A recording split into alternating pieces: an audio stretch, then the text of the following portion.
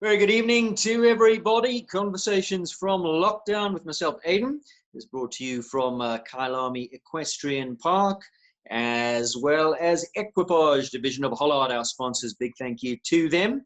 Once again, just a reminder of our competitions. We've, of course, got the Hobby Horse Derby competitions. We have received quite a few videos.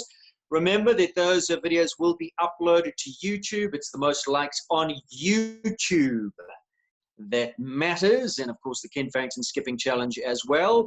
And kyalamiparkclub.co.za is the address to forward those videos to. 5,000 Rand up for grabs for the Hobby Horse competition, 2,000 Rand to the winner of the Skipping Challenge. And don't forget to post to your relative Facebook pages the necessary hashtags and shares, and yeah, let's get the word out. Make it fun, fun, fun from Lockdown. Well, my guests, and I do say guests this evening because there are two of them, safely ensconced on the CALLAHO stud.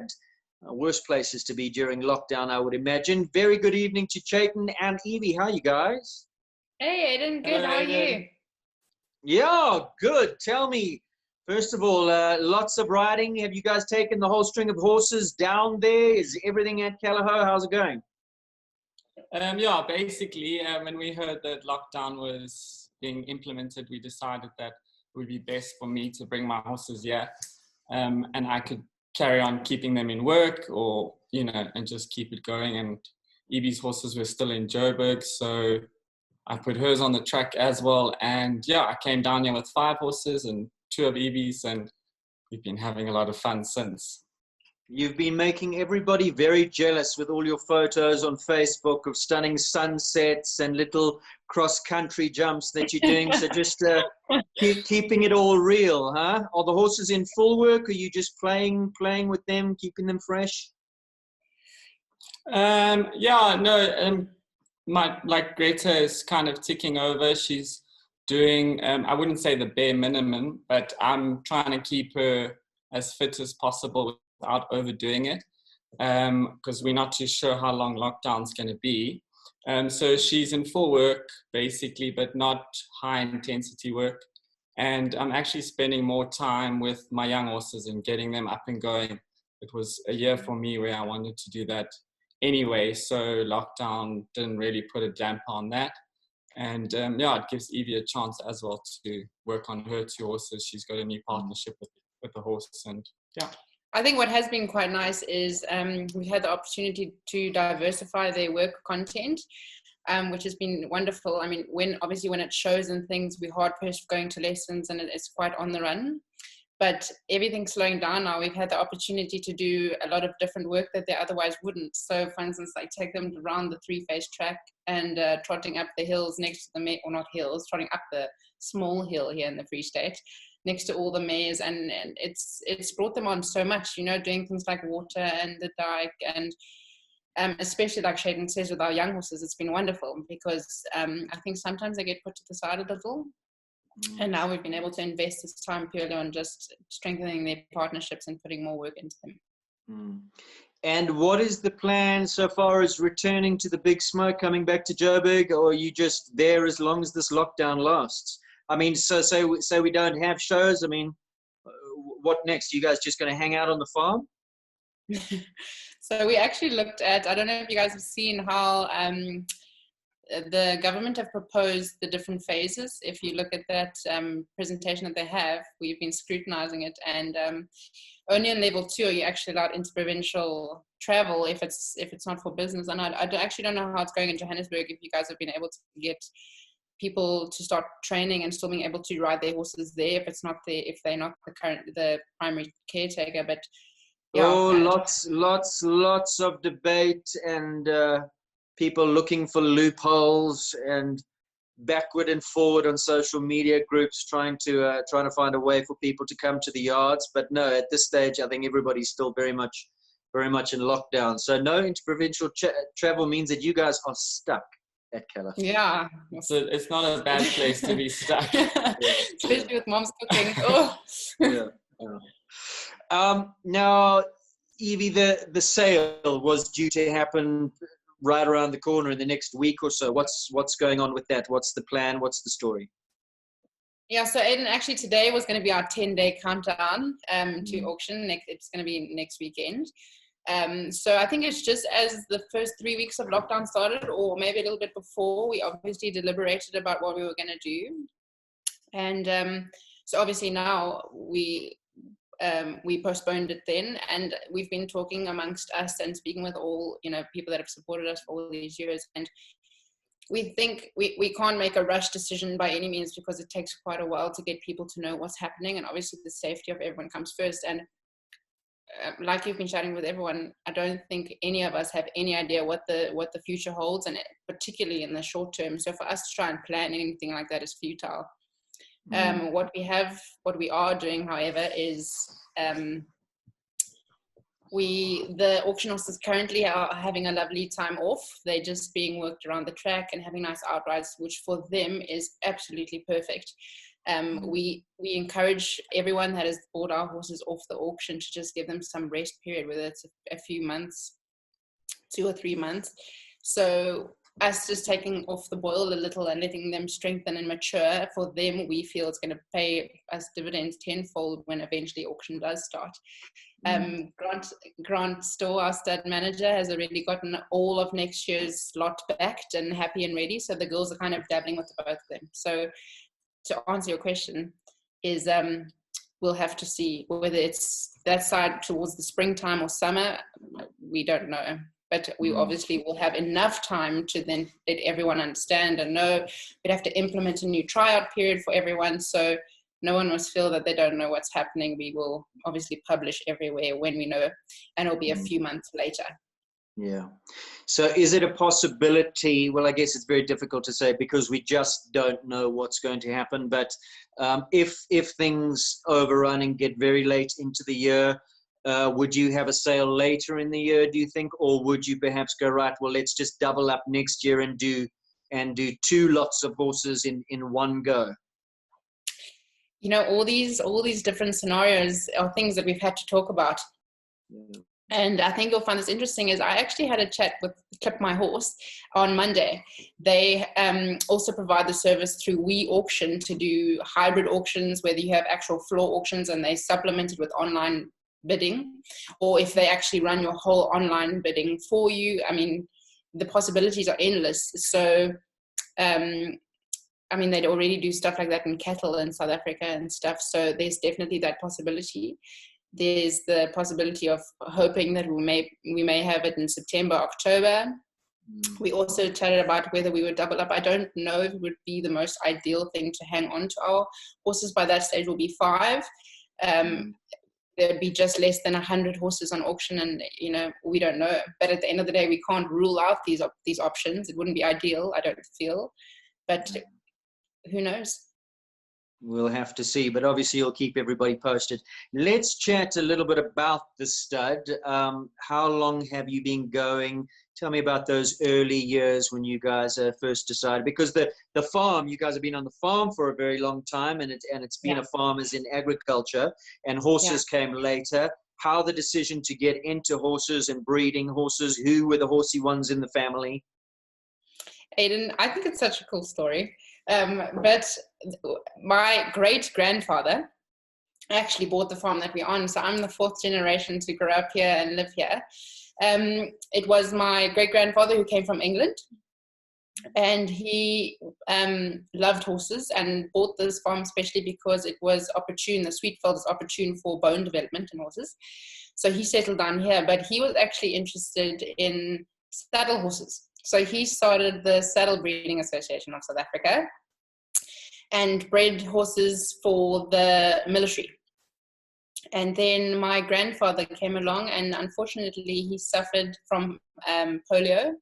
So he himself wasn't able to ride, and it kind of all went more towards agriculture and cattle, potatoes, etc. And then my dad and his 2 brothers all grew up at Kimberley Club with BJ and Benji and Rogan and all of them. So they loved horses, my uncles, and my dad always chatted about their younger years on horses. But then when Ian decided to go to varsity, he's a pharmacist. He then finished and then did his 2 years at army, and then came out here to farm in potatoes, actually. So no riding, nothing. He, for many years, no horses at all. We just grew up with like felt ponies here, galloping around. When my sister was then in high school in Natal, we all got shipped off to boarding school. My dad, she started riding with a man called Richard Blackburn in Hilton. And the bug bit again for my dad, because obviously when they would come and visit us on the weekends, he saw Ash in her riding lessons and he started riding again. So then, I think all his experience as a junior, and he knew what a good horse was. And I think he also knew what a fair price was. And at that stage, 21 years ago, he didn't think the two met. So he decided to dabble in a little bit of breeding for our family and ourselves. And he thought then, obviously, if he was having the problem, then more people were going to have the problem. So he decided then to come back into horses, which was something that he'd always wanted to do. So then, then CALLAHO started. And how many years has the sale, the auction side of it been going? And how has that grown? Because this is an annual trek for a lot of people around the country. They mark off that weekend, and everybody loves going. It's social. Never enough place to stay. That's the one thing. But people love going there, and it's become an annual event. It really is one of the highlights on the calendar. Thanks. We have so much fun. The build-up is incredible. It started in 2009. So it started in 2009. This year is going to be our 12th annual auction. In 2008, so it's 21 years. So after about 10 years of breeding, that he had accumulated enough horses. He had a certain figure in his head that he thought was going to be a sustainable amount of horses to create an auction. So in 2008, I remember it so clearly, my dad had an open day. So, I mean, no one knew about CALLAHO. No one knew back in the middle of the Free State. Everyone was going to trek and come and buy our horses. So he organized an open day in 2008 where everyone, Yaku Fari was our stud manager at the time. We invited everyone from all over the show to come and see what we were doing here. And the first auction was in 2009. It's been an incredible thing seeing the development of horses from then till now. I mean, every year I scrutinize the catalogue and I follow the horses, and to see what we were reading at that time and how far they've come, and to see what we're reading now, it's been such a cool journey. How has the evolution been in terms of your dam lines? Because that remains one of the foundations, the pillars of any stud. Were you always breeding with warm bloods, or in those days were there thoroughbreds? Where are we today? How have you guys built up your dam line base, and where do you source your dams from? Aidan, so when Ian started CALLAHO, he visited all the local studs, and we actually started with 2 thoroughbred mares at the time, 21 years ago. But Ian has explained to me so thoroughly that over all these years, especially understanding and seeing how he does things, the start and end to CALLAHO's breeding ambitions is the mare. So right in the beginning, after when Ian had kind of understood exactly what his objective was for CALLAHO, and obviously in the beginning when they were dabbling and just kind of finding their feet in breeding horses, it happened, and he understood at that time that he wanted to breed horses that could not only compete but excel at top level internationally. Whether he was going to get there in this lifetime or not, that was his goal, and that's what he had set. And when he understood that, they understood that they needed to get hold of dam lines that themselves, either from the progeny that they had or I mean, it's rare to find horses that had actually competed at that level, but whether their progeny or their dam lines, their mothers, their granddams had produced international horses. That's kind of where the cornerstone of our breeding operation lies, is having mares that have a very proven dam line. So he explained the story. At that time, he sent our stud manager, Yakafri, to Germany for 6 weeks to go and understand how things work there and source all different foals at the time. Because to start this operation, you can't go out and lay down capital to go and buy a huge big array of broodmares to work with. So they started with foals. They bought in 15 foals after those 6 weeks that he had been there. And then as you get to know people and as you make contacts, they say, listen, there's a brilliant broodmare coming up. If we act fast, we can get her. And that's kind of how it's evolved. Different auctions. That's how it's gone. So those 15 foals that Yaku came home with, those were broodmares. They never went into competition. Those were going to be your kind of foundation mares looking at this journey ahead. Some of them did go into competition. A few that my dad rode himself, and then a few that actually passed on to riders after that. But it was cool to reminisce when we were chatting about it. Some of the dam lines, or a few of the dam lines, and the really special ones that we are breeding with now, come from those first 15 lots. Like there's bloodlines that a few people know of. Ours is the Heartbreaker and Dr. Mare. Her name's Werlingen. Le Cadeau comes from that line. That there's Rapina rides. Liantos that Tamara Rueda rides. That's the 130 South African champ at the moment. Fanatica that Vanessa rides in the 140s. Another one is Yanni Kleinantz's Conquito. That dam line stems from those 15 foals. There's so many. Saigon, the mare that we try to export that unfortunately died in quarantine, she comes from those first 15 foals. Her mother, Alchemy. So from the original 15, how many dams are you running at the moment? I mean, how big is the stud? How big is the operation?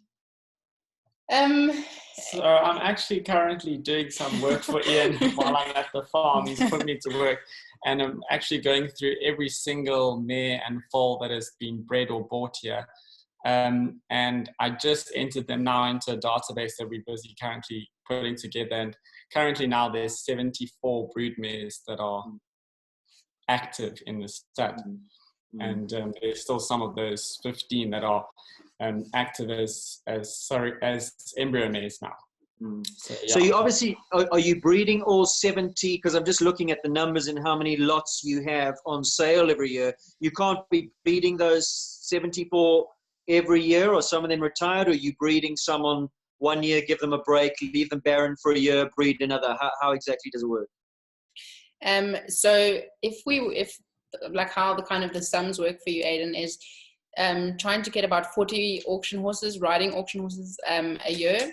You kind of start with a base from 50 to 60 foals every year. So, I mean, like as you understand that obviously it's fine for them to have a pregnancy, but so many things happen, some resorb from, foals to 4-year-olds, accidents happen and things like that. So we breed, the numbers that we kind of look for every year is 50 to 60. But yeah, like nature takes its course, as you know. If the mares don't want to cycle, or they need a year off, or however it works, if they've had too many in a row, they have a break for the year. So that's just kind of how it works. I thought you might be spotting the really exceptional ones and hiding them around the corner for Chatan and yourself, that those don't make the auction. Does any of that happen? Do you hang on to the good ones, or is it impossible at that age where you don't know how they're going to train on or what they're going to turn out to be? My question therefore is everything for sale? Well, like basically now. You hide some around the corner. Since we've been here over the last few weeks, we've obviously been going through the stocks in terms of like free jumping some of them, and seeing what's coming in the next couple of years.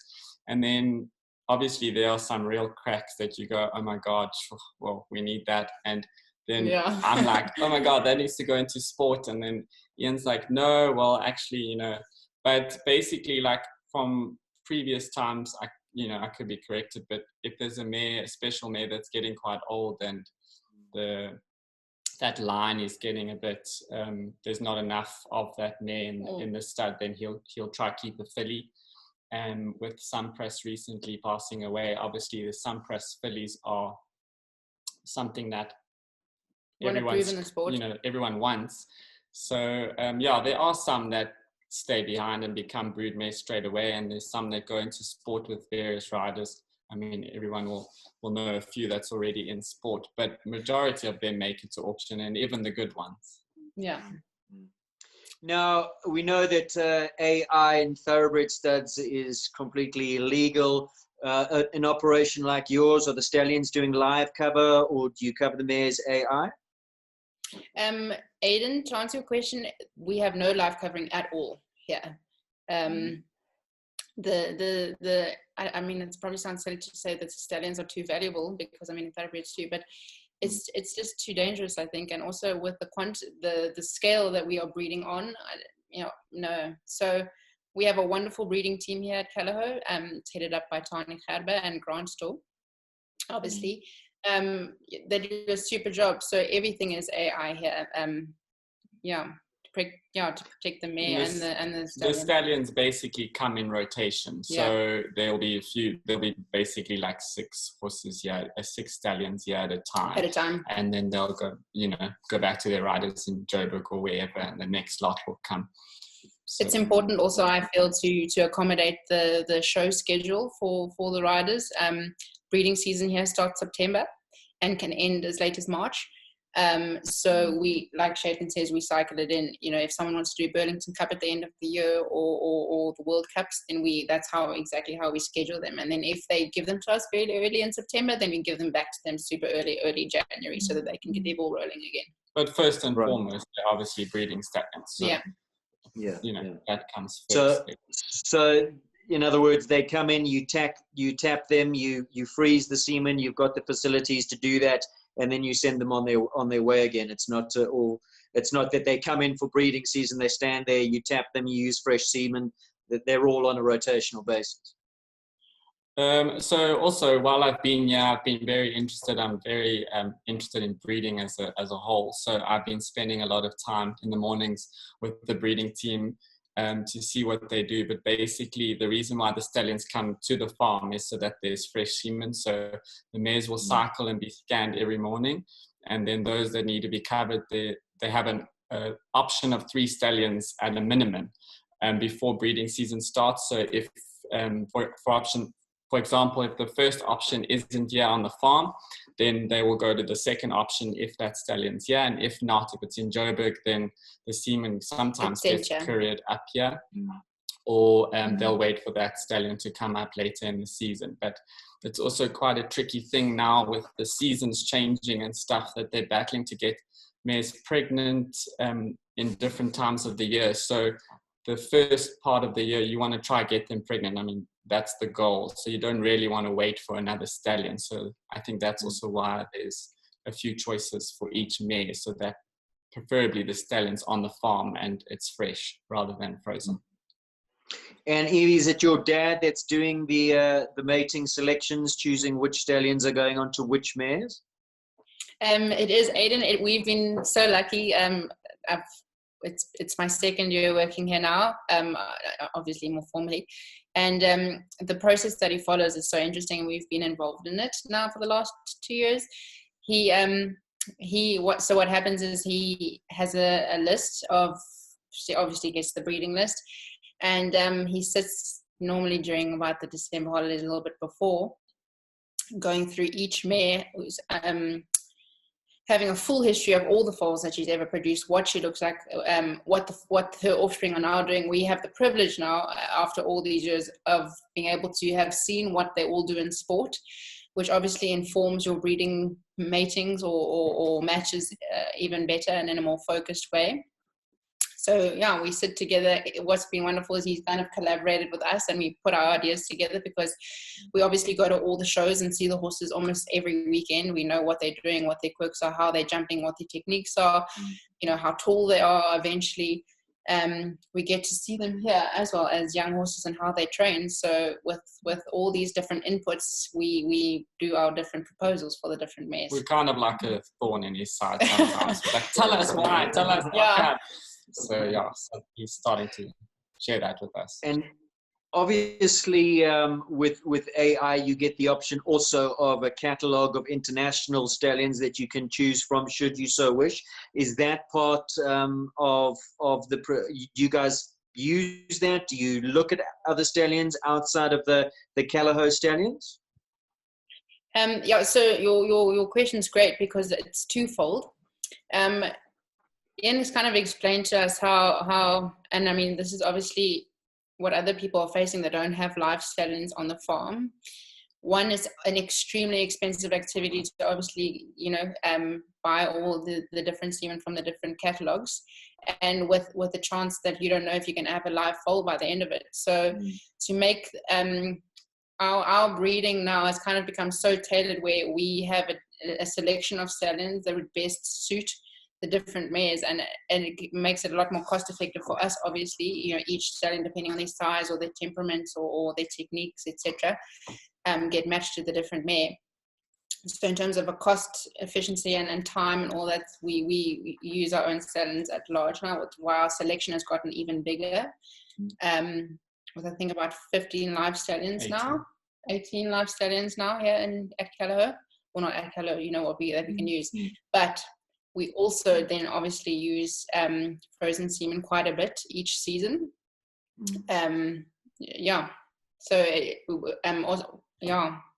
Because we haven't been able to import semen from Germany direct for so many years, we've had to rely more heavily on our own stallions, but most definitely we use frozen semen every season. Yeah. Must obviously mean that you guys have to constantly be looking at show results going overseas, breeding trends going on overseas, number one, the stallion logs and all that, and really keeping abreast of what up and coming new stallions are happening. So who's doing the research? We all get roped in, and like I said, Evie and I are very passionate about the breeding, so it's interesting for us to research stallions, and obviously there's trends, especially with young stallions, and Ian has always told me that whatever decision you make now is basically a 5-year plan. So if it's a fashionable stallion now, in 5 years' time, it's when you're going to see the results. So we all do the research. Horse telex and those kind of things are our best friend, because all the time.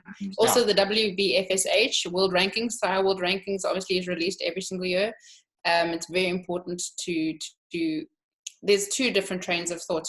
If you go for something reliable and proven and tested, it's one train of thought, and then obviously these young up and coming new stallions, it's great, but you don't know what their foals look like, you don't know how they breed, so you've got to weigh up all these things. Dad is very specific, like recipes, if you would, how he does things, and then other times he'll just like fly this whopper of a wild card and do 2 unknowns, and you're like, but what is your thing? And he's like, sometimes you just got to go on your own feel. But with Ian, it's very much based on if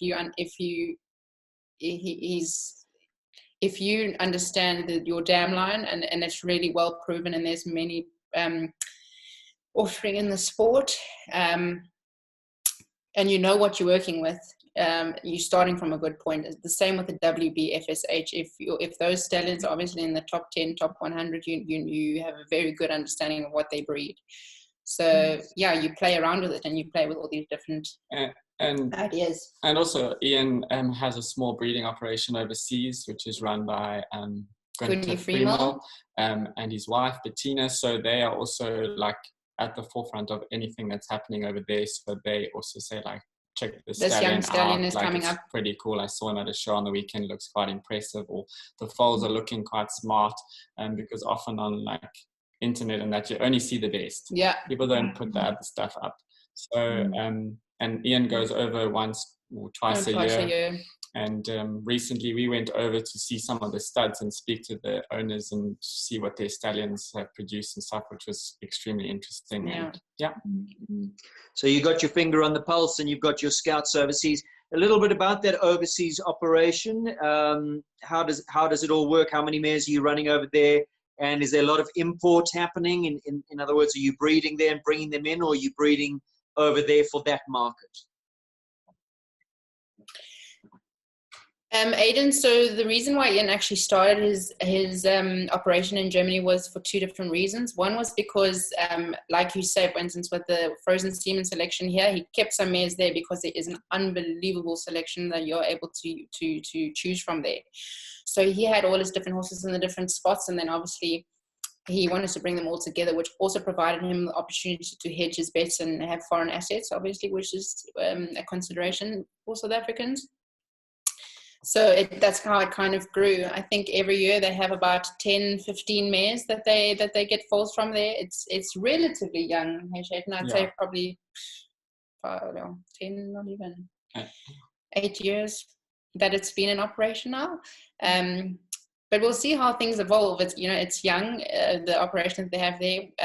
It's only Gunther, his wife, and I think 2 other employees that run the whole thing. But I mean, the options are endless. If we'll see how it develops. Maybe for sport, if South Africa, we'll see. Yeah. A little bit about the stallions that you do have on your book. 18 of them. Who are the exciting prospects? A lot of them we've seen in the ring, but perhaps some that we haven't. Young stallions, or I know that you had a few Talanos on your catalogue for this year.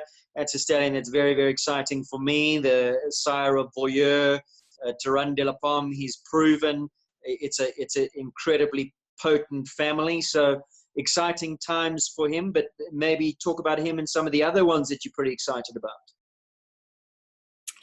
I think so. Up until this point, everyone's kind of seen our youngest stock up until Equinox, De Chalus, and Cartier. That is with Lara and Ray. We also have so in Ian's kind of objective of what he's breeding, he wants light horses that are quick off the ground. We're not breeding for today's sport. We're breeding for what we feel is going to happen in the next 10 to 20 years. So horses need to be quick. They need to be agile. So a lot more thoroughbred. Yeah, so he really is trying to push this whole thoroughbred influence in his dam lines and in our stallions. So we have, I think it was 2 years ago, last year, we have a new young stallion called Innovation. He's 75% thoroughbred. He comes from Fragonard line from Holstein, the 2.5-year-old licensing that we got him from. He's now just gone to Graham Wynn to start his career. We also just imported a young stallion called Lord Lucius. He's a Lord Z Campanero. Also lots and lots of blood. He stands at the bottom of the free jump waiting to go. There's so many young stallions. In terms of the more established ones that you guys are really familiar with, the Larisons are coming in quite a lot now. The last year was his first debut auction with only 3 progeny, but this year we've been lucky to see 9 under saddle, and we are so delighted, absolutely delighted by what he's breeding, Aiden. Immense quality, and also not just with the jumping genes that he invests into his offspring, but as the quality and the movement has been unbelievable in terms of an overall athlete. I think very exciting things are going to come from Larison. Offspring, and now obviously he's just made the step up into the 130 classes with Govett, so it's going to be cool. You touched on something I want to speak about, and that's when you talk about blood and infusing a little bit more of those thoroughbred lines in. Are you doing that primarily through this new stallion that you have, or does your eye also go, well, maybe we need to find some thoroughbred dams, and maybe the foals of them first generation are not going to do it, but putting them to warm bloods and their progeny might start pushing that thoroughbred where it's a little bit more diffused, not as thoroughbredy, but looking towards like studs have to do for the long term. Is that something you also got in the back of your mind, or perhaps you put into practice already? I think Ian is extremely conscious of the thoroughbred influence. Like you'll see, we always have an emphasis on type and blood. It's not just with this new stallion. No, he, as always, he prefers stallions that come from bloodlines that originate from thoroughbreds, like Cottage Sun and Lady Killer. Obviously, with Lord Z comes all the way through into that line. So, also on Horse Telex, you'll always be able to see the thoroughbred coefficient. So the onus is always on creating a lighter horse, and obviously through that there's obviously direct influence to thoroughbred, but like it's just always trying to breed a lighter horse, I suppose. You'll see in our breeding program there are horses that have a very definite immediate thoroughbred influence, like Cornatia, even though her breeding, I can explain to you, Concorano or Granulate, but then it goes to Esplendor Noble Chieftain. At the very beginning, our first auction, Aiden is a horse called Encore, also originating, that's the Trocadero dam line. So Bryce is Encore. Bryce yes, exactly, yeah. So that's the more obvious, definite thoroughbred definition, but it's, you know, I mean, even with the Holstein licensing, there's plenty of thoroughbred. Obviously, not immediate, but down the line. Yeah, yeah. Exciting time. But that basically is innovations, you know, thing, yeah, Kelleher, is to refine them, not to take away from the mare's jump or anything, but just to refine them. And his first crop of foals look very exciting, and 1 or 2 have been down the free jumping lane and looks exciting. How are those Tolanos looking? They're very exciting. Obviously, we all are itching to see what they look like and see what they do. From the young horses here at the farm, they're definitely late maturers. So I think on the auction this year, there are a few of them, and people might pick them up for a bargain because they're not showing what they really can do now. But I think if you look closely and you look at the dam lines that Ian's chosen to put him to, I think in the future, there'll definitely be some superstars. There is a young one now called Toto. He's out of a Contendro dam line, and he's staying here. And hopefully, if all things go well, he can develop into our next breeding stallion. Wonderful. I'm not sure if I'm sure you guys know this, but I'm not sure if viewers out there know this. The dam of Tolano, a mare called Knapper, was a Gold Spring Lugano Gotthard mare. Produced Tolano, also produced a mare called Vita. Vita is the dam of Baron, who was in the US Olympic Rio team, gold medalist team. And of course, Voyeur, Ken Farrington, was in the same team. So out of that direct lineage, first generation, 2, which I don't know has ever been done, and you've got the Tolano blood on your stud. So I'm giving you guys a punt. Very exciting. They are very exciting, so people must watch out for them. Yeah. Chatan, let's talk about your career now. You are very, very hardworking, diligent, focused, driven. Let's go right back to the beginning. You didn't come from a horsey family at all. I remember you as a small young boy out at Jean Linden's Thornhill riding stables, doing your thing, getting involved. Tell us how it all started.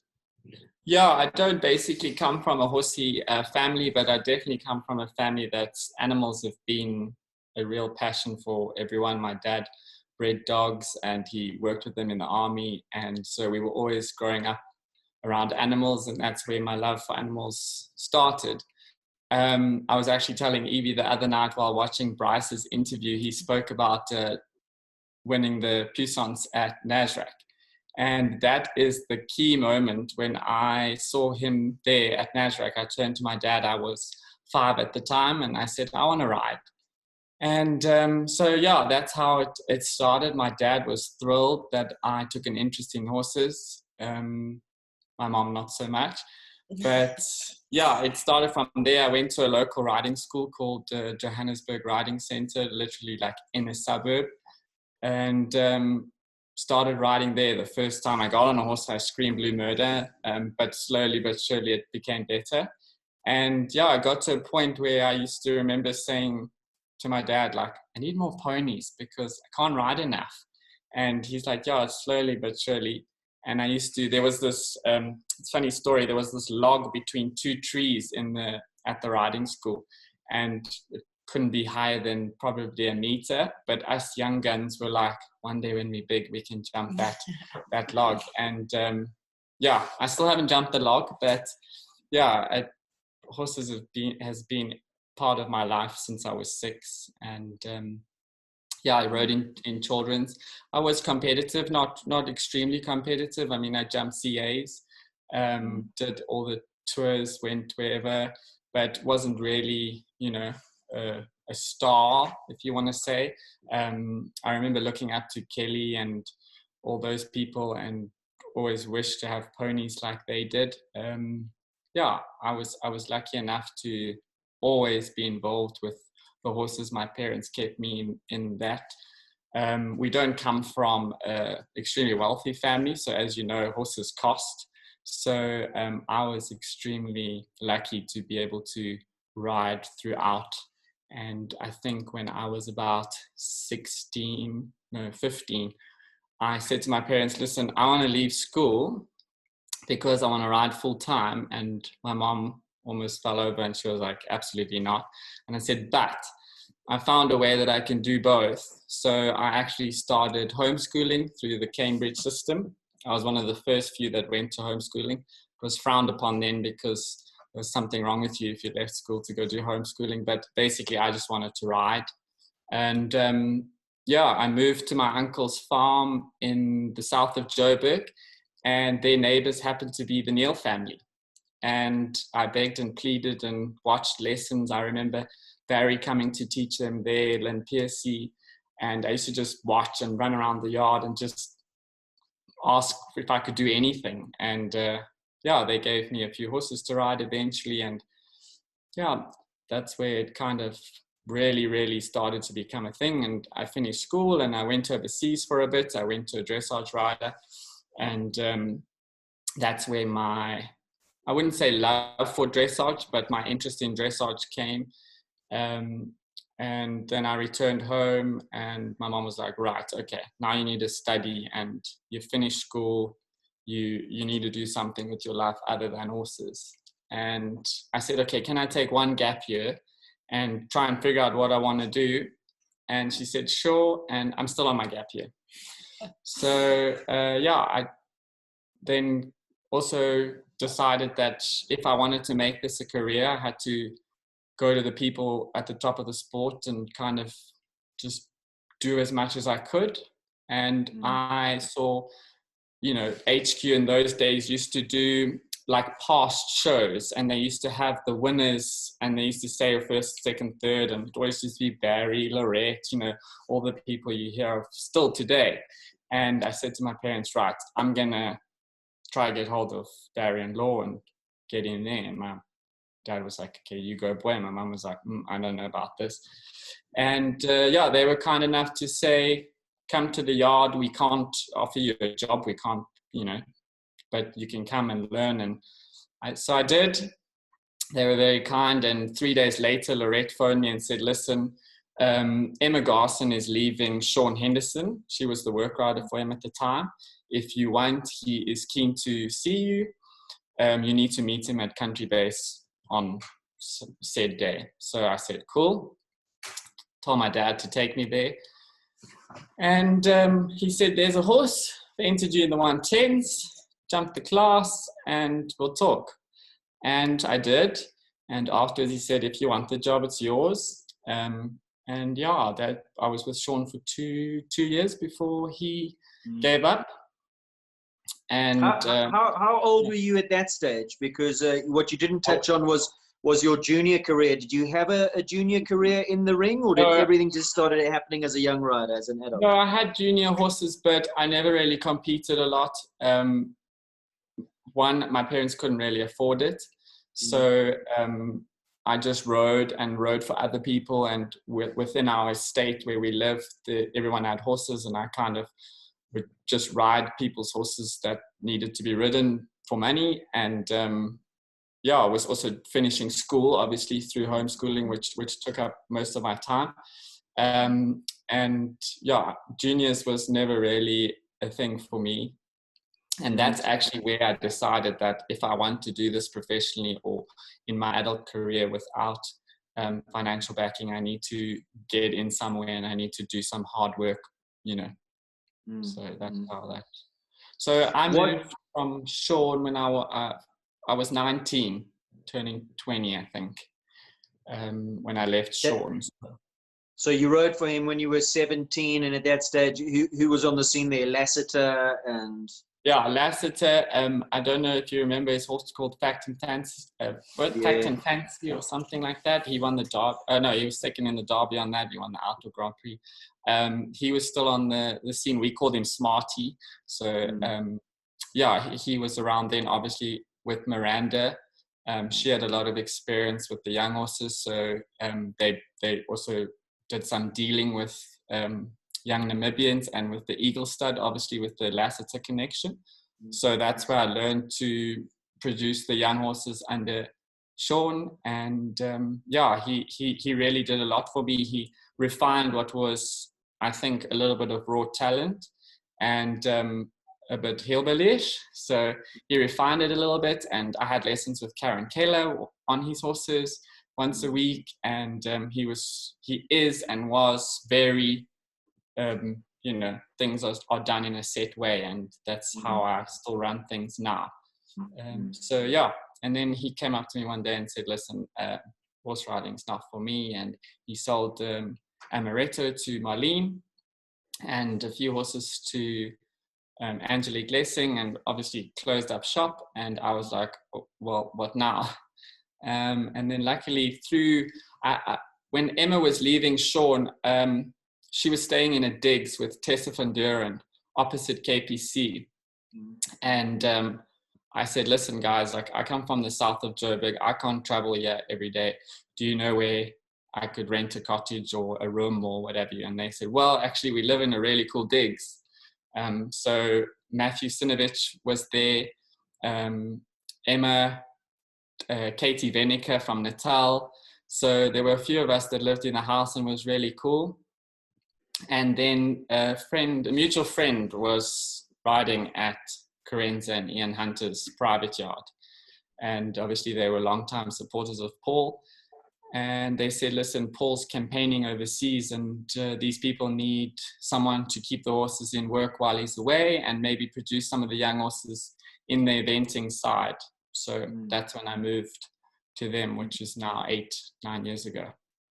So was there a time between Sean and Carenza that you were, for want of a better word, bumming around, or was it a natural progression? Did you just go straight from Sean to Carenza?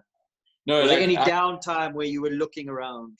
No, the day Sean told me he was giving up, I came home, and obviously with my head in my hands, and thought, shit, now what do I do? And we happened to have a digs dinner that night, and the girl there was like, listen, I know these people, and I could give them your number and see what comes of it. And literally the next day I got a message from Carenza and said, listen, we're really keen and we need someone quite urgently, so when can you see me? So I said, I can meet you today. And I went there, and also she said, what have you done? What are you doing? This, that, and the next thing. Where do you want to go? And basically there and then she said, cool, the job's yours if you want. And I said at the time, I said, listen, I can't accept this job unless you allow me to bring one of my grooms that's grooming for Sean at the time. And she's like, well, funny you say that, we're actually looking for a groom. So me and my groom made the move almost immediately, and he's still my groom today, and he's been by my side for the last 8-9 years. It sounds like things were just meant to be, that everything just fell into place. And tell us about those years with Carenza, because they've been huge supporters of you. They've not only employed you, but they've and I think you'll agree that I said that they've nurtured you. They've nurtured your riding. They've sent you on coaching. You really have progressed with them. So talk a little bit about that, because they're not only employers, they're almost like family to you. I think you'd agree with me. And what an influence they've had on your career, and then some of those horses that you rode for them, because I think there was the big Chestnut Coach House, or I'm trying to remember his name. What's that? Cowan House. I was close. Yeah. Obviously, I seem to have this way that I obviously creep into people's families, but I just come from an extremely family orientated family. So for me, it's not just a job, and especially working with horses. I say this to all the people I ride for, like, these horses aren't just horses to me, they're my horses. I know you own them and you pay for things, but I treat them and take care of them as if they were mine. So that went a long way with Ian and Carenza. And they were, I mean, I wouldn't be where I am today without them, without a shadow of a doubt. And we've been through our ups and downs, as most people do, but I was watching Ollie's video, obviously, talking about sponsors and what have you, but they basically invested in me as a person rather than the sport in general. So it was always about making sure I had horses to ride and the right coaching, and obviously they come from an eventing background. So I started with the eventing because I was work riding for Paul basically and keeping his event horses fit. And at the time he had one show jumper, which was Cowan House. Subsequently they parted ways and Cowan House became mine to ride and compete, which was something I, obviously was lucky to get. But at the time it was, you needed points. I'm not too sure if you need points now, but you needed points to go up each grade. And I'd only jumped 110, 120, not even 120s. So Cowan was a 135 horse and I downgraded him, and we went up the grades, and he was a fantastic horse for me. An extremely brave horse, a really big horse in a lot of ways. He's was 17-1 and he was quite wide. He was a Brandenburg horse by Clifton. And yeah, I can remember now in the November, I can't remember what year, but I think November 2013, I jumped the 120 amateur series at Burlington Cup. And we won the amateur series, which was great. And the following year, we jumped the Burlington Cup. So the transition from being a 120 rider to jumping the Burlington Cup was something special. And I couldn't have done it without him or Krenz and them, Ian's backing. They also, like you've said, they sent me to all types of coaches. I had lessons with Rob Hoekstra when he came out. I was obviously, Barry was my coach at the time, and I had dressage lessons with the late Sue Bass, and that's where I really learned that how important flat work is for show jumping. And I've had many horses along the way, but with them, but obviously Cowan House being the best one. I jumped my first derby on him, my first World Cup, my first Grand Prix. I remember Dominique saying to me in the arena once, I think I was about to jump my first World Cup at Kip, and I was obviously see-through, and Dom came up to me and said, you need to just breathe and enjoy it, because remember, you only have one first time doing something, and this is your first time, so you need to take it in. And he was great. I think we jumped around with 2 down in the World Cup, and for me it was incredible. And like I say, he went on to jump the Derby that year with many faults, but as a child, obviously you dream of jumping Derby, and I've always walked the courses as a spectator and wanted to do all these things. So just to canter in on that day, to have qualified to jump and to go through the finish with my horse in one piece was something I'll never ever forget. What year was that, Chatan? What year did you jump your first Derby, and how old were you at that time? It was 2015, and I was 24. It was 2015, and I was 24. The following, we had obviously some World Cups and Grand Prix in between. We got a place in the Rebel World Cup that year, which was something. My goal that year was to jump Derby and to jump a clear round in the World Cup. Bearing in mind the year before, I was jumping my first year in Opens ever. So that was my goal, which was great. And then I think 2016, I don't know if I'm getting my years mixed up here, he was 3rd in the Outdoor Grand Prix. And I was the lowest qualifier going in. I had a terrible first day qualifying, and the second day he jumped to clear, and I think he was 6th, and that put us in. So we were first to go, and I remember thinking, how am I going to do this? Like Derby, the fences are a little bit more, you can attack them, and as people know, wasn't the most careful horse, but he definitely was brave and scopy. So I thought, how am I going to do this? And he jumped around with 1 down, and second round was clear, and we finished 3rd. So my first podium finish. My parents were there to see. They don't really come and watch anymore. But so yeah, it was a special time, and I've had a good young horse called Piccadilly that I brought up the grades for Carenza and them. Also been a great horse for me. He's semi-retired now, not because he's old, just because I felt like he had given me everything that he needed to give. So I didn't have to carry on with him. So he hacks with Carenza, and she has the odd dressage lesson, and she enjoys him and gets a smile out of it. So yeah, those were Carenza's days basically. Yeah. Are you still working for Carenza now, or is it because you've got some other very, very good owners as well that you've brought in, and more partnerships that you've forged? So how does it work with Carenza? Are they still supporting you? Are there still horses coming through that yard as well? Yeah, they definitely are. She is obviously, she loves horses. She loves being involved. Like you said earlier, I'm part of the family, so I'm definitely still involved. They're getting up to an age now where they're thinking about retiring, so the horses have slowed down a bit.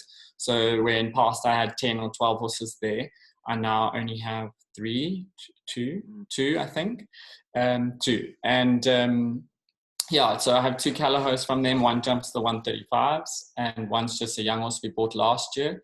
And yeah, I've still got horses with them. I'm still involved with them. She's still very much a part of my life and my riding. And yeah. Now, tell me about the association with Shaunae and Biogen. How did all that come about? Because Cowan House jumping at the top, and their World Cups and their derbies, and you're on a high, and all of a sudden there are no big horses anymore, and suddenly it's time, oh, now what? Now I need to regroup. So from highs to, I'm not going to say lows, they've never been lows, but that's the ebb and flow of the support of the sport. At what stage did Shaunae and the family come in, and how has that grown? Because you're back up there now. Yeah, so basically 5 years ago, 5 going on 6 years ago, Carenza and Shaunae's mom are really good friends, and Carenza obviously introduced me to Shaunae. She needed help with a young thoroughbred she was riding at the time. And I just said to Carenza, listen, I have 12 horses to ride a day. I can't fit another horse in. So she's like, please, this is my friend, and if you can, please try. So I was like, okay, well, I'll ride it during lunch. So I then she made the introduction with Shaunae and a very young Paige at the time. And yeah, I rode her young thoroughbred for 2-3 years before we sold him. But at the time, obviously, I still had Cowan, and I was being coached by Barry. And I just said to Barry at a lesson one day, I said, like, I know you think I'm crazy, but I don't want to like go from jumping the 150s to now not having anything to jump. And I don't see anything coming up in the near future that's going to be a 150 horse. So like, I really need to start looking for something. And he said, well, I actually have a really good horse in quarantine at the moment coming in. That's a dealing horse. And I'll send you a video, you watch it and tell me if you like it. And we go from there. And that was Greta.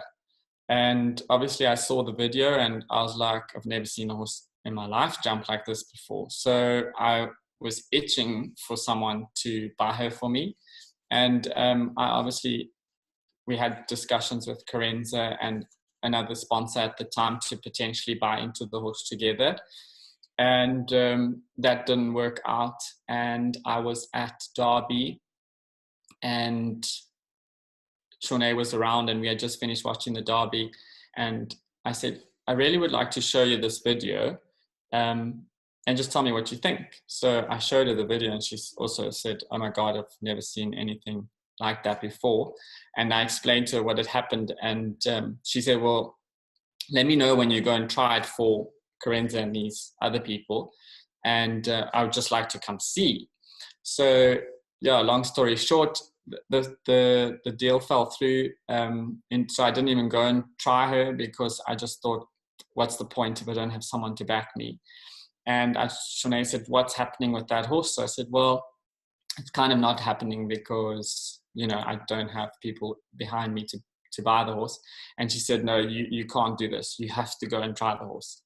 So yeah, we went and we tried. Shanae came with me, and at this stage I'd only met Shanae and Paige. I'd never met any other part of the family, Stan, no one. I literally had just ride a horse once a day. I would sometimes see her, most of the time not. She didn't have a yard at that time. The horse came to me to be ridden and then walked back to her mother's place. So we went to go try Greta, and yeah, I think I jumped to about 110, and I obviously could feel that it was a good horse and see it was a good horse. And yeah, we drove back home, and her husband, who's never home that time of the morning, which is probably around 9 o'clock, was still home. And I was like, oh, hi, by the way, I'm Chatan, nice to meet you. And he said, how was this horse that you went to go try? So we both were like, you've never seen anything like it. It's amazing.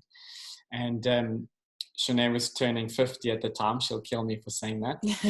And he said, well, what's the next step? So she's like, Stan, before you go ahead with anything, listen, it's a lot like, the horse is not going to be for Paige in the end. It's if you buy the horse, it's because you want Chatan to ride it. And, we explained everything that happened. And he said, well, if you wanted, you can have it for your 50th.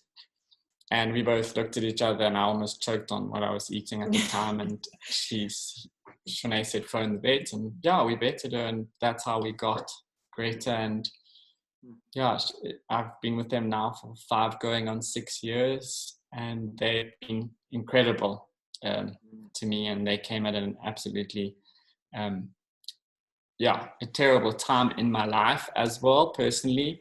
So it was something that, I still believe today was from higher powers. Meant to It be. was sent to me from higher powers. The more you talk about it, it just seems like things have just fallen into place. And since then, the string has grown. The quality of your string is unbelievable. I think you've got the best quality string of up-and-coming horses in the country at the moment. It's very exciting to see you on these horses.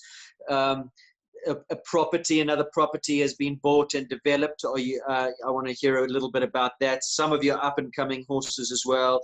The purchase of Casper to get you also, that you have a second string to your bow in the big classes as well. So, I mean, they're obviously backing you, Chatan, and you are now a force to be reckoned with. You're right there. You're perfectly poised. Yeah. I would like to win something and not come second all the time, but yeah, I think my time will come. But yeah, they like I said, they've been incredible. They've backed me with a lot of good horses. We obviously are very familiar with the Kelleher auction, and every year I beg and plead, and most of the time I get something, which is quite nice. One of those ones that are tucked around the corner, like we spoke about earlier. No. One that's actually on the auction. So we weren't dating at that time. So I have obviously horses like Greta don't come around often, and I've always known that part of being a professional rider, you've got to make your own horse. So as soon as we could, I said to Shanae, listen, there's this auction, I have to take you. She's like, well, I've actually been already. So, and I said, this is the way we get horses to the top, where we don't have to outlay huge amounts of money, but obviously it takes time and you have to be invested in it. And so with Paige also riding and being competitive, obviously it was an easy mix. I obviously help her a little bit and try and lead her in the right direction. So yeah, I've had great horses, and obviously Greta, being who she is, she's not really a derby horse. I can't imagine her going down the bank. I think she'd take one look at it and say, no, not today. And it's, for me, derby's quite tough on horses, the preparation to get there. And if you don't jump it at the right time, I think it can actually break your horse. I think they have to be quite experienced, and they can't be too young. Older horses obviously just come with that more of a mature way of going. And 2 years ago, not last year, the year before. I was sitting at Derby with Shanae and Stan, her husband, and he was like, why aren't you jumping Derby? Why can't Greta do this? Bearing in mind, he's not horsey at all, so he doesn't really know what's going on. He just pays the bills. And I said, well, listen, you know, and because I need a Derby horse to jump the Derby, and Greta's not a Derby horse. So he said, well, let's get one.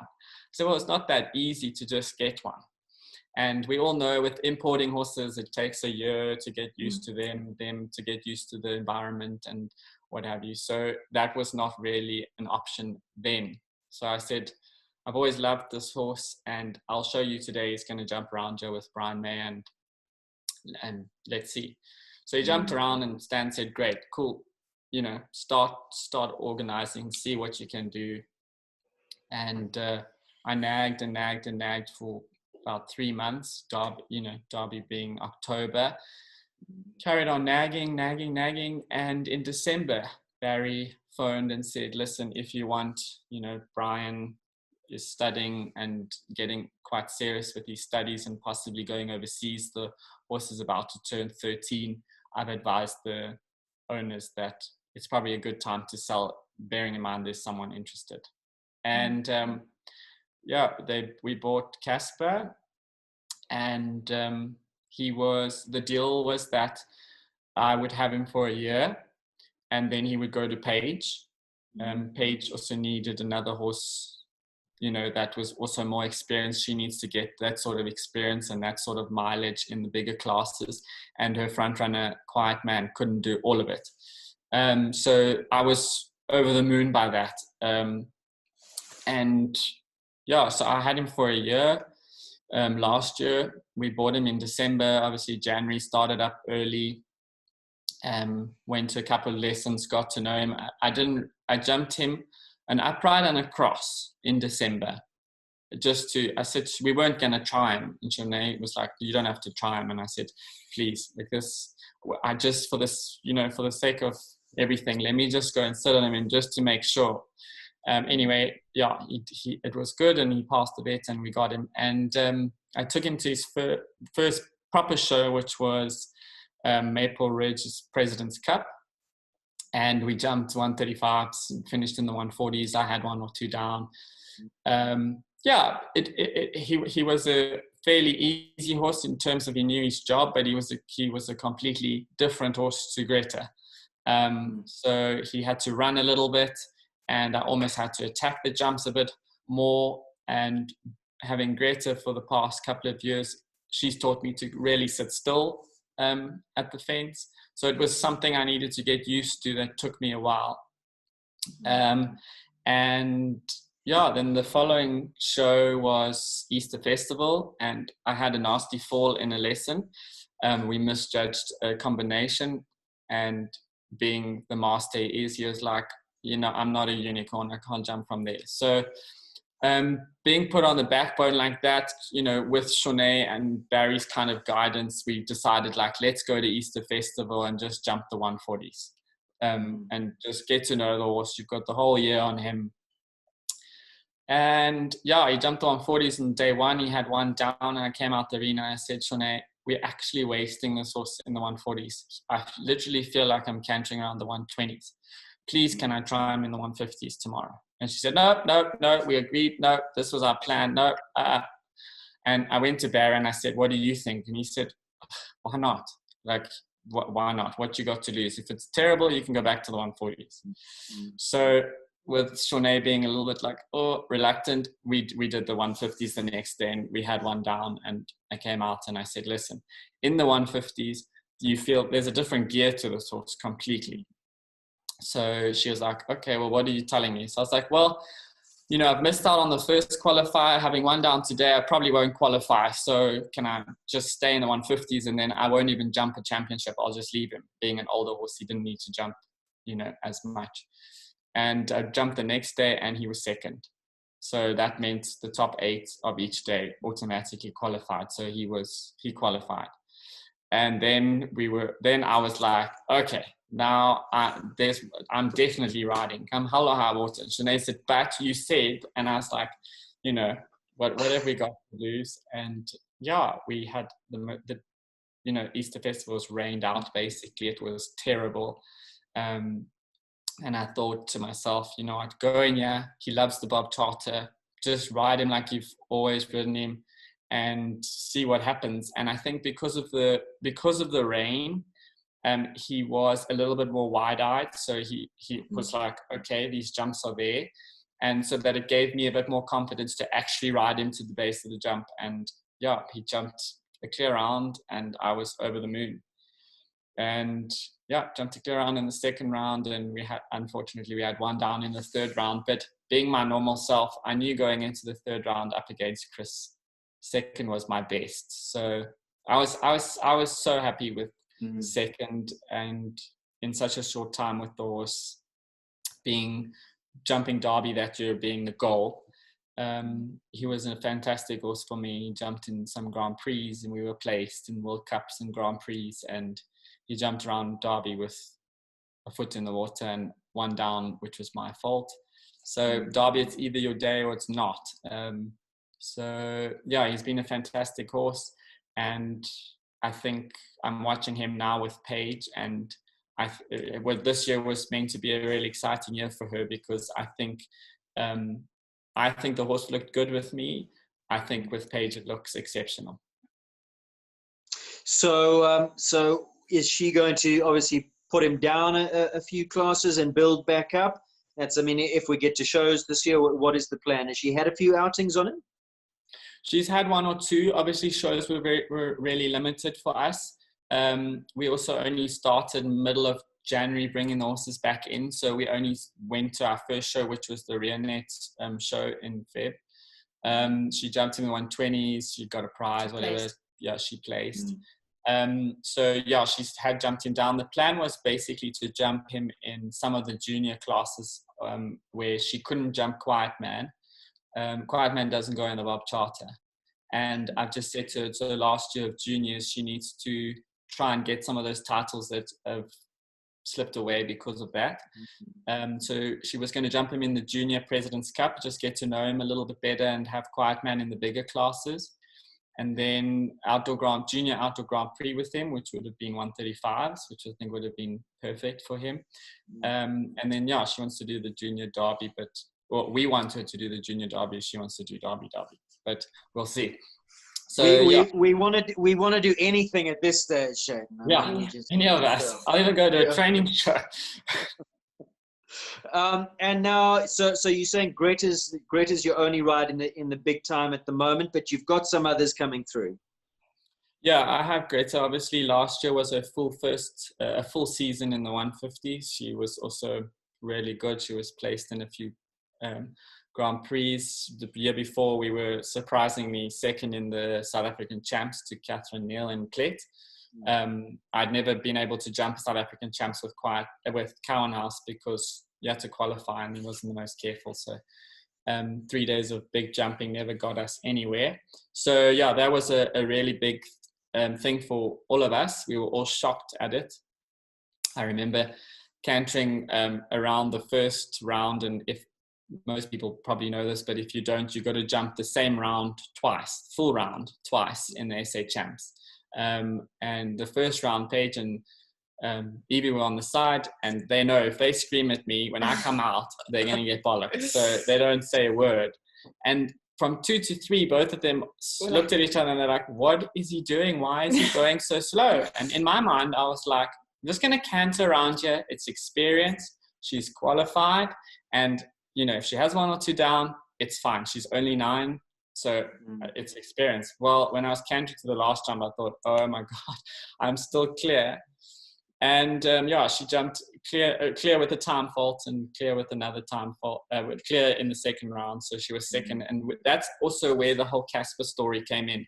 We made a team decision at the end of that year that Greta being 9 and as special as she is, that the next year, which was last year, we would take it fairly easy with her and not push too much, because I would like to have her for as long as possible and kind of just bring back her confidence. Not that she lost any. So I jumped in the 135s and 140s and some 150s and then back down and just played around with her.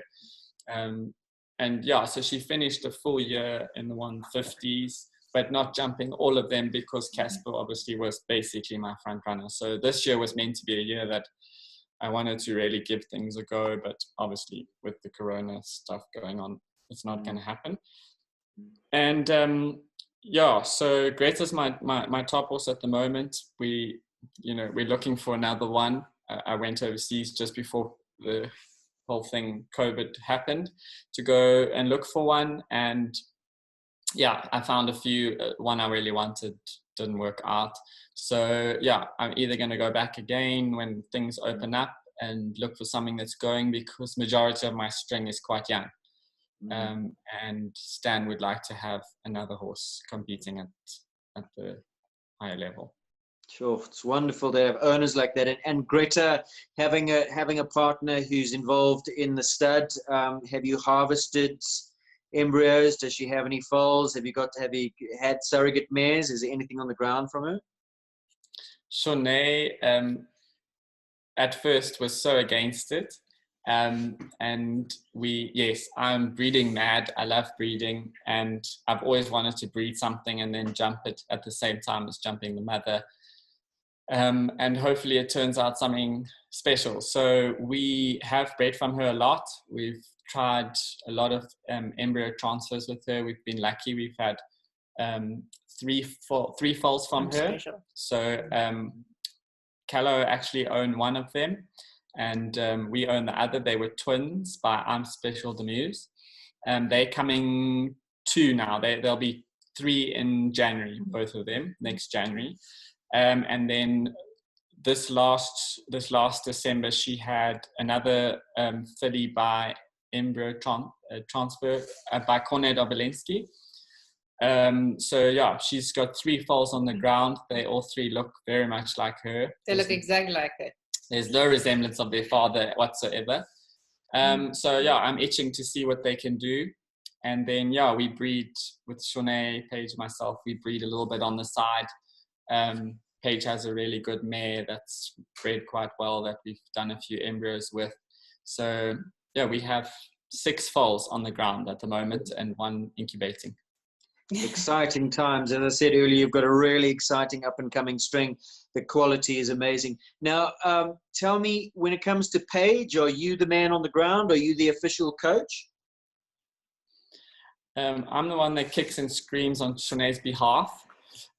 Because like most daughters, she doesn't really listen to her mother. So yes, I help Paige. I'm obviously not her coach by any means, but we watch each other. She actually helps me. We basically ride together, and she watches me and says, "Hey, what you not doing this?" And I obviously help her. I've had a lot of flat work background, so I help her on the flat a lot. And we've recently moved coaches. So it's a new thing for us. And so, yeah, I'm not necessarily the coach, but I'm the second one there. And I like to watch what's going on in the arena beforehand and then kind of give her a little bit of a, you should do this, or people have done this. And I think it works. It works quite well. She's got a lot of respect for me, which goes a far way. And I really enjoy Paige and helping her. And I think she's extremely talented, and she's definitely one to watch. Now, where is the base? Where do you train from? What horses are there? Evie, are your horses there as well? Are you moving around during the day, Chatan, or are you pretty much in one place getting through all those horses every day? We're based in Kyalami, just down the road from KPC at Shaunae's yard. And Corenza's yard is literally on the same road, just on the opposite end. So I ride 2 horses for Carenza in the morning, and then I move over to Shaunae's. We're lucky enough to have an indoor, so I ride basically the whole day, spread out. I also help 1 or 2 clients, low-level clients from there. And yeah, Evie's based there. We ride, Tuesday to Sunday, basically, Monday being a day off. And yeah, I've got 5 horses there. Evie's got 1 or 2. Paige has hers. We train with Gonda now, and Chad Cunningham. So Chad comes and helps us on a Wednesday, every Wednesday. And when Gonda is up, which with the show calendar was meant to be probably twice a month, she comes to teach Paige and myself on a Monday afternoon at our yard. And then Tuesday, Wednesday, Thursday, we go to where Gonda teaches from at Bronwyn de Santos. So that's basically what we do. Lillian Mollard helps us on the flat. I have a lot of lessons when Niall Quirk is out with the flat work, just to keep it sort of up to date. And yeah, that's basically, Evie trains with Dom. Yeah.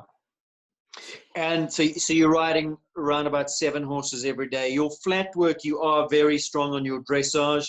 Stylistically, you're very good, very correct. Body control, body position. It's all very, very, very neat, very stylish rider to watch. How much have you been influenced by the dressage, and how much of the dressage training do you implement into your flat work for your show jumpers? Is there a crossover? It's not exactly the same. I mean, Dominic was talking about with his horse, there is a lot of crossover, but it's not all the same. So what principles of the dressage flat work do you incorporate for your jumpers? So yeah, I always say to Evie, Paige, you know, all of us, we don't do dressage per se with our horses, but we do flat work. And being with Gonda and Chad since the beginning of the year, they're extremely, you know, intense about the flat work, because it's so important for the rideability, and especially when you're jumping the bigger jumps. I've obviously had dressage lessons since way back when, and I love watching dressage, and I love doing dressage, but yeah, with the show jumpers it's more flat work. I mean, Tuesday's a schooling day, flat work, you know, long and low poles, and little cavalettis, trotting poles, raised trotting poles, canter poles, go forward, come back, you know, in between poles. Paige has a dressage lesson on a Tuesday and a Wednesday with Lillian, as does Evie. Obviously based with Dom, it's also very flat work, you know, incorporated in all of that. Wednesday we have a lesson with Chad. 90% of our lessons with Chad is basically on the flat and with poles and some grid work. And then when Gonda's around, we do courses. But when Gonda comes to us on a Monday, she's very flat work orientated and makes sure we're doing what we have been told to do previously, and if it's, you know, being done and if things have improved. So yeah, we do a lot of flat work. We outride a lot. We're close to Nanda Country Base. We have the track, which is opposite KPC. We often go trotting around KPC. I think it's so important for our horses to just have diversified work. Yeah, diversified work, and that they don't get stale and, you know, go into the arena every single day, but every day they're basically doing some sort of work. Our outrides are trotting, cantering. Shanae loves outrides, so she's always like, come guys, let's go on an outride, and we like, really? No, we love it, man. But we do love it, and the horses love it, and, you know, their fitness is kept up like that as well. So I think our horses are kept really nice and healthy and fit, but particularly happy because, like I mentioned, they have an extremely diversified work content, and like any athlete, you can't just be doing powerlifting all the time or whatever. You've got to work on your endurance, your puff, your stamina, your agility. It's all kind of part and parcel of the bigger picture.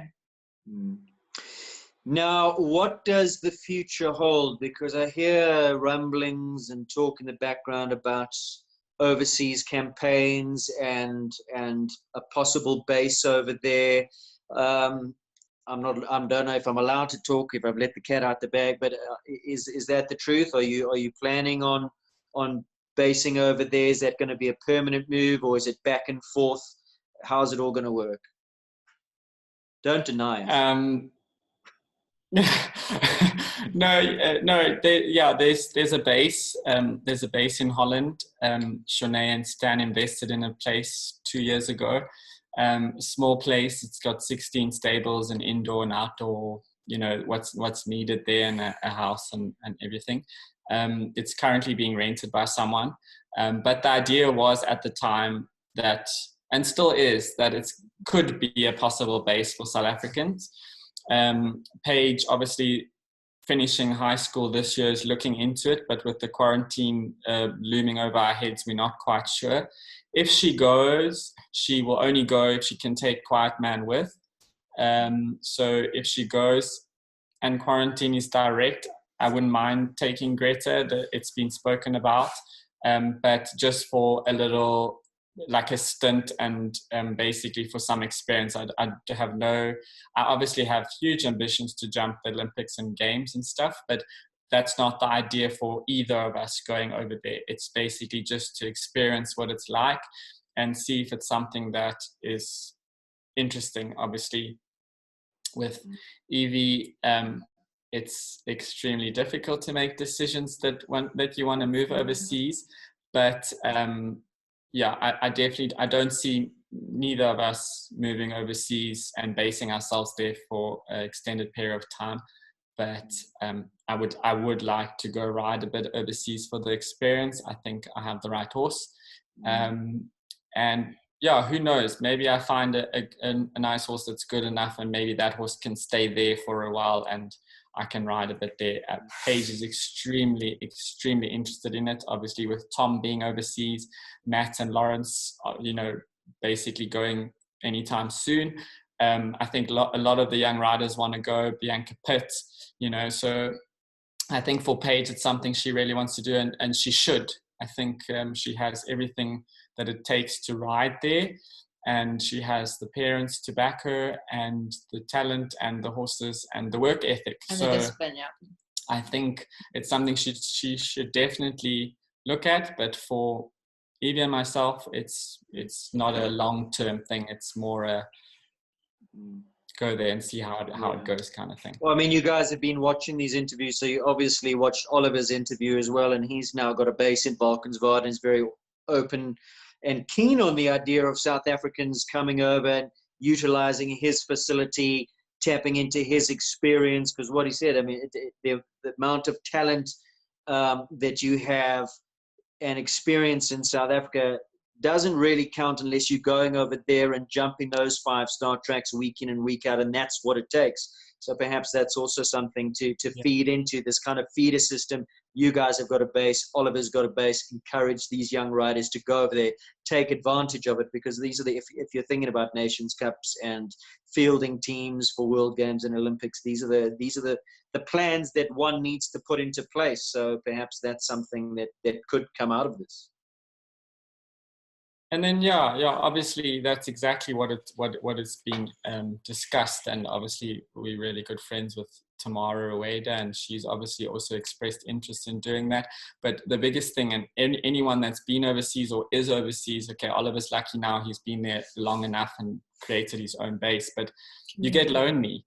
So I also said if something happened overseas, I'd want to do it with a bunch of us, and maybe with Lawrence and Matthew and all of them going. It's something to look into, but it's not a small decision to make. But at least the door's open. The possibility is there. The door's open.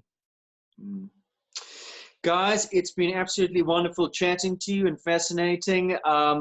Evie, keep us up to date with what happens, please, with the sale.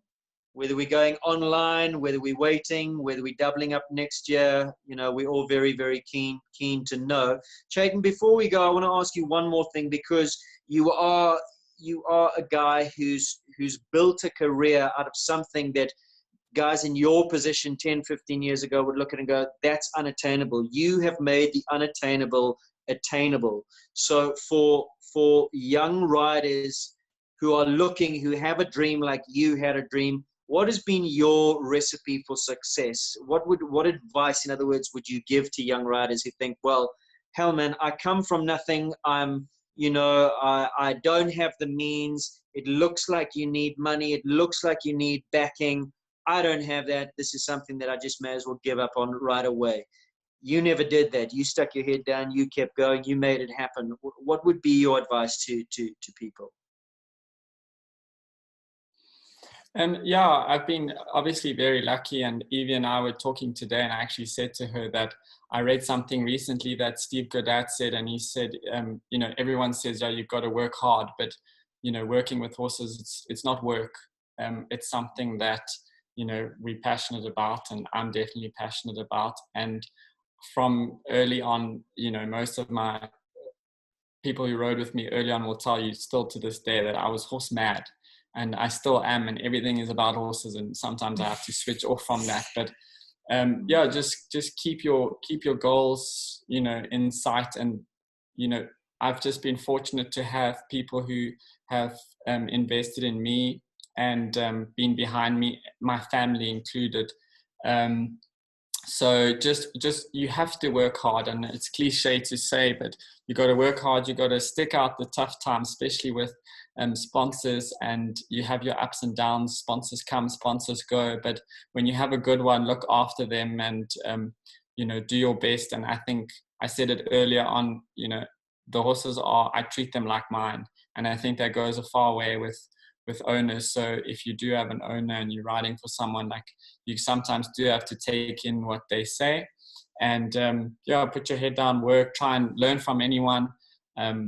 Someone will always teach you something. Like, you know, you're always going to learn, and you put it in your toolbox, and one day you'll get on a horse, or you'll be teaching a client, and you'll say, you know what, let me try that thing, and 9 times out of 10 it will work. So you just be a sponge and try and take in as much as you can. And obviously, I've been fortunate with my sponsors, Biogen, Question Affair, Carenza, and Air Holidays. So just, yeah, sometimes you also just need a bit of luck. Keep believing. You've been an inspiration to a lot of us, and I'm sure a lot of young riders look up to your story and go, well, you know, that's I want to follow in those footsteps. So well done, and we look forward to seeing you in the ring pretty soon. Hopefully we come out of this and we can all see each other at shows again. Guys, it's been wonderful chatting. And yeah, until we're on the other side, out of lockdown, stay safe, look after yourselves. We'll be enjoying lockdown, don't you worry. Keep watching, guys. Thanks a lot. Bye. We'll see you soon. Thank you. Cheers. Bye.